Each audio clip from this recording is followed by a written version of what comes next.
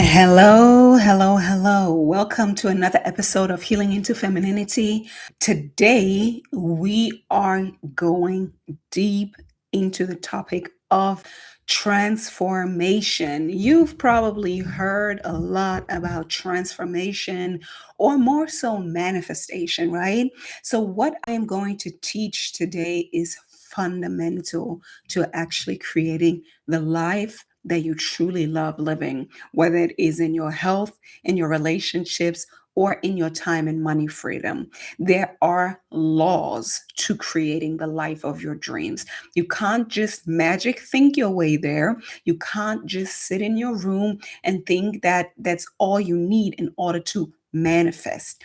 You need to really do the work. And today I'm going to give you one key to do that work. Okay, so let's dive right in. Always, as I like to say, all of my videos here are masterclasses. This is not just for entertainment, this is for transformation. So if you really want to get the most out of it, take a piece of paper and a pen, like listen to it while you're cooking or cleaning, or sit down with a drink, with your water or something else. Write it down and go deep into yourself, because all of that doesn't work if you don't work it. Okay, so let me dive right in. I am going to give you something juicy today. So today we are focusing on the mastery of transformation. Transformation literally means having the experience of going beyond one form of experience into another. You can call it transformation, you can call it alchemy, right? This is shadow work, okay? In order to experience transformation, you must get in harmony with how this life works, right? You have to do it the way it works, right? You can't do it your way. You have to do it the way it works. It's just like electricity, right? You can't make it work your way. You have to make it work the way the laws of electricity operate. So there is a science behind transformation and manifestation. So as we move into transformation, I will ask you to choose an area of your life that you want to transform, right? Which area of your life is currently the area of your life that you would most like to transform? And so, if you knew you could choose from an entire universe of possibilities for that area of your life, what would you choose? What experience would you choose? What life experience would you love to create? Think about that. Okay. So we're diving in. Number one, we all want to grow, right? I always like to say the two human motivations are the pursuit of power and privilege. We want to grow, we want to become better at life, we want to master ourselves and life. That's why my work is all around self mastery. Right? We want to grow. It is in our nature, right? At one point in our life, we stop growing physically, but we want to expand, continue to expand mentally, emotionally, expand our capacity for greatness. So every one of us feels this pull of growth, and a contradiction or a contraction to what we've known, right? We want to grow out of what we've known. We want to get into something new, right? And against that contraction comes the pull of possibility. I always like to say this universe operates in duality, right? We see the dark and we see the light. We can only see the light when we see the dark, right? So we can only find a new inspiration, or most people only act on their inspiration or something new when they have outgrown the old, meaning it hurts, right? Like you don't want to do it anymore. You became bigger than the life circumstances that you have been in. You outgrew. So it feels tight, it feels uncomfortable, and you know you're ready for more, right? But Many times people are afraid of the more as well, but we are listening to the grow, grow, grow, right? Every blade of grass, everything in the universe, everything in nature has like an angel whispering to it, grow. That's why you're here. You want more. You want to experience more. You want to grow. You want to become better. You want to work on yourself. You want to get into a new position, maybe in your career, maybe in your business, maybe in your life. You want to grow. You want to become more successful in a new arena. And the second thing that happens here is resistance. As I just said, we all have resistance in different areas of our lives.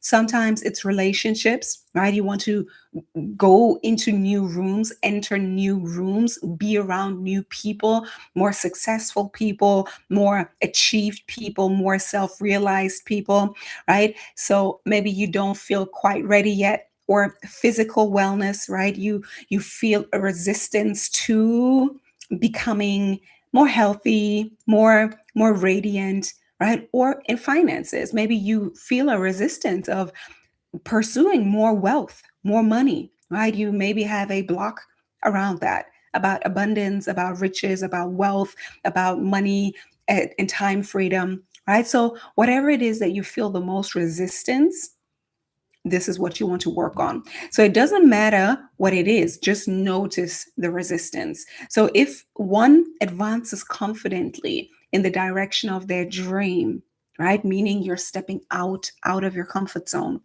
you endeavor to live a life that you are imagining, meaning you're stepping out on faith and you want to create your dream life, right? One passes an invisible boundary.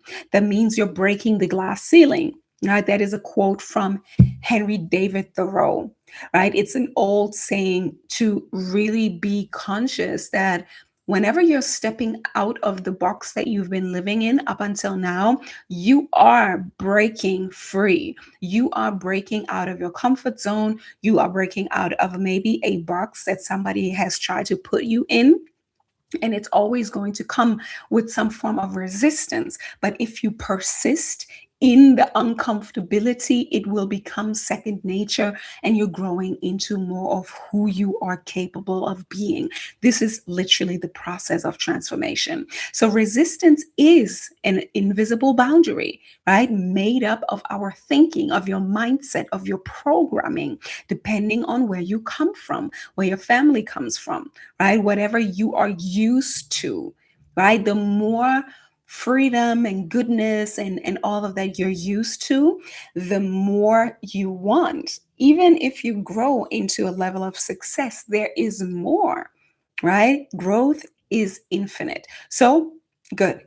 Recognize your resistance. You can't move through resistance by trying to get rid of it. The only way out is through, as I always like to say. The only way out into the new level is going through the resistance, through the triggers, through the uncomfortable part of transforming, right? You must align with the new vision of who you are to bring about what it is that you want to bring about, right? So it's always going to be uncomfortable a certain period of time. Sometimes it's weeks, months, sometimes it's even years, but you learn. And that is the way of transformation. Number three, set the vibration, right? In the beginning of is the word. That's a very universal truth, right? The vibration, whether it's the om or in the Bible, it's in the beginning is the word, and the word is with God, and the word is God. The word is the vibration, right? And vibration moves through us in two ways. Number one, what we think, because our thoughts are vibrations, right? Our thoughts, our pictures, the mind thinks in pictures. What we think is a frequency, right? What you see for yourself, your life, the life that you envision for yourself, the food, where you live, where what you're surrounded by, the people, all of those thoughts are vibrations. It's a feeling tone. right? So it's very important that you have your vision board, right? And the things that you're surrounded by, literally, not only your vision board, but your wardrobe, your clothes, right? The way you design your home, the way you design your life, right? The places you go, it has to be pleasing to the eye because that is the first form of manifestation.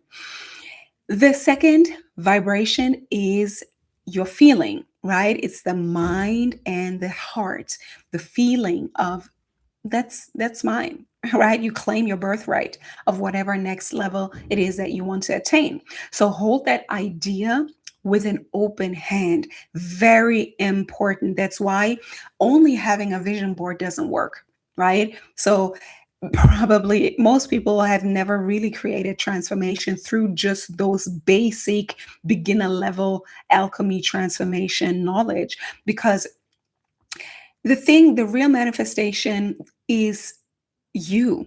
You have to identity shift in order to manifest the life you desire. You can't manifest the life you desire by still being the same person. You have to shift your identity to a new frequency, and then you do the things, right? From be, do, have, right? That is the formula of transformation. You have to first be it in order to have it. Yeah. And you have to be it. You have to feel like you're already her in order to get it, to attract it. Yes. So we want to not rely on our own mind, because how do I say, like, when you are in a state of not having, and you are in a state of being like you don't really feel like you deserve it, or you have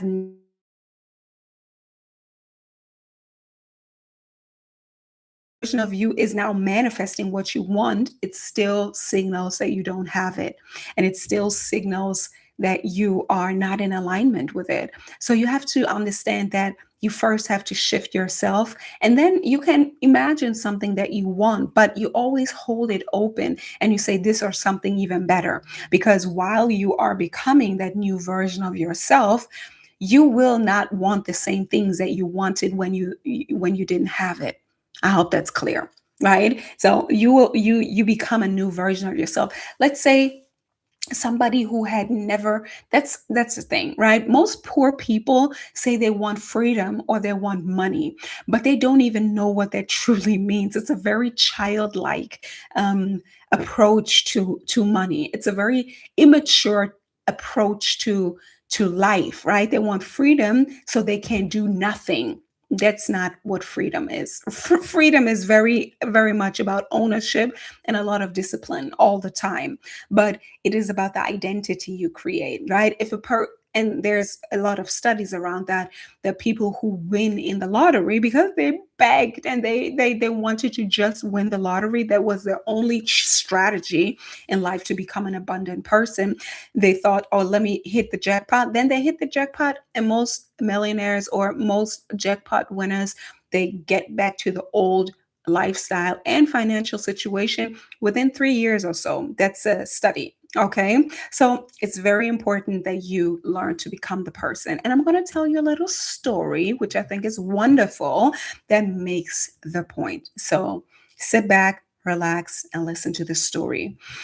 King Arthur and Sir Gawain. King Arthur and his most trusted knight, Sir Gawain, went on a hunting trip in the forest when a troll jumped out and threatened King's life. They made a deal with the troll so that he would let the king go. Sir Gawain and King Arthur were given 1 year to find out what women really want. Isn't that what we all want to know? Otherwise, the monster would kill the king. For the next year, Sir Gawain searched for the answer but found nothing. There were 364 days passed, and still he had no answer. Gawain went back into the forest. He came upon the most grotesque woman he'd ever seen. Pockmarked skin, warts, missing teeth, food cracked on her face, and so on. He told her that he had a question, and right away she knew what that question was. She said, what do women really want? The troll was her brother, and he'd been asking that question of people for years. Her condition for telling Gwen was that he was to marry her publicly. After the wedding, she would answer the question. Gwen agreed. The next day, there was a huge wedding and a feast. After the wedding, when Gwen took the grotesque woman up to the bedchamber, she asked him if he was going to give her a kiss. He stayed true to his vow and gave her a gentle, heartfelt kiss. Instantly, the woman was transformed into the most beautiful lady in all the kingdom. She told Gwaine that he had broken half of the spell.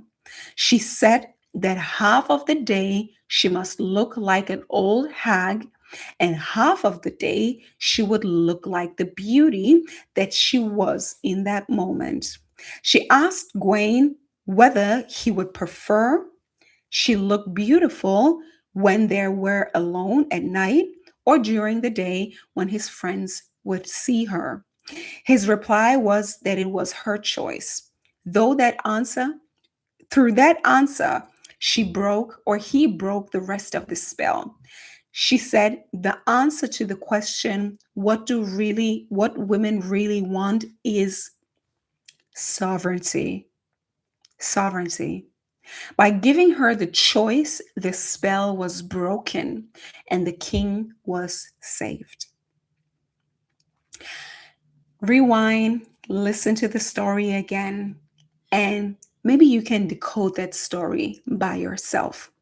But I'm going to break it down for you what that really is. I think it's a powerful, powerful story. It's, of course, it's an analogy, it's a cryptic, it's an encoded story, like all older fairy tales or stories. Today, the stories that we are being fed are not the stories of wisdom. These are public propaganda. But this is a story that is really a mystical story. So, the first thing here is healing separation. We're still talking about transformation, right? Like, let's stay on topic. We're still talking about transformation. So the first step here is healing the separation. Gawain was doing his best to save the king. He got desperate, right? Human methods, the logical mind, didn't work anymore. So Gawain returns to the dark, scary forest to find the answer. He decides to go back to the inner depth. The forest is an analogy to the deep and the dark and the savage nature. Yeah, so he decides to go back there. And this is where he finds the grotesque woman, and she is symbolic of the least loved parts of yourself. Wayne is willing to make the unloved part public, meaning to bring this deep, dark secret out of the dark into the light, right? Public in a sense that it's no longer a hidden fact. Yeah, that there is part of us that is more difficult to love than another. For you, just as for me. Yeah, for most people. So forgive and love the unlovable part. What part is that inside of you? Go deep down. This is a master class. I'm not going to give you the answer. Right? Forgive and love that unloved part. Right? The first stage of transformation has to do with making peace with the part of yourself that feels most unlovable. That is the beginning of creating the life of your dream. Right? You must first be willing to look at the dark, secret places inside of yourself. Embrace a part of yourself this week that up until now you had the pattern of thinking of as unlovable, right? Which actually is disempowering. Right? You are loved, period. Everything that has ever happened to you, everything that has ever been done to you, everything you didn't do, right? All of your human journey is like the one hair to the entirety, one grain of sand to the entirety of the ocean, right? Of really who you are, and like you really who you are is loved, right? To know that is to bring that love back to yourself, to all the places that you think are unlovable. That is shadow work. That is shadow work, is to go deep down into the attic or into the forest and find those unlovable parts, because we all have them. And these are the things that are oppressed. These are the things that society, the program, patriarchy, right? Racism, capitalism has told us, subconsciously told us, that we are not worthy. This is not good. Be a good girl, right? You can't be angry. You can't want things. Be shut up and be happy with the scrubs, the crumbs that the world is giving you. Oh yeah, really? Yeah. So that's the work that we have to do here, right? So that is the work that you have to do. In order to transform, you have to look at the most undesirable parts of yourself. You have to look at yourself honestly and truthfully. And most women are not willing to do that. Right? You rather want to be fed more lies and more illusions and more fantasy stories. You want someone else to soothe you by just telling you the sweet nothings, but just listening to the sweet nothings and just being validated all the time that the way you are is good, the way you look is good. You have to change nothing about yourself. And everybody who will tell you that you have to change, that you're going to be judged, that you are going to suffer from the consequences of the things that you're not willing to change. But most women don't like that. So they rather go and continue to hear the sweet little lies. And this is where you're going to continue to be manipulated, where you're going to be continue to be fed BS, yes, and you will never get to where you really want to be. That is the missing link in this whole manifestation conversation. You have to change. Transformation is about you changing, and first by accepting that there are these unlovable parts inside of you, by your history, by your own psyche, by what you do, by what you didn't do, by what the parts of yourself you are not willing to confront. But once you're willing to do that, this is when you will change. That is just the beginning. So if you really want help and support in your level up journey, in your pursuit of power and privilege and the life you truly desire, sign up for the next cohort of Life Mastery. Book a one-on-one call with me to see if we're a good fit to work together. Become part of the membership, and let's see if you are ready to truly do the work that will make you create the life you truly desire. You can, but you need to choose to take action. I see you over on the other side. Until then, take charge. Bye bye.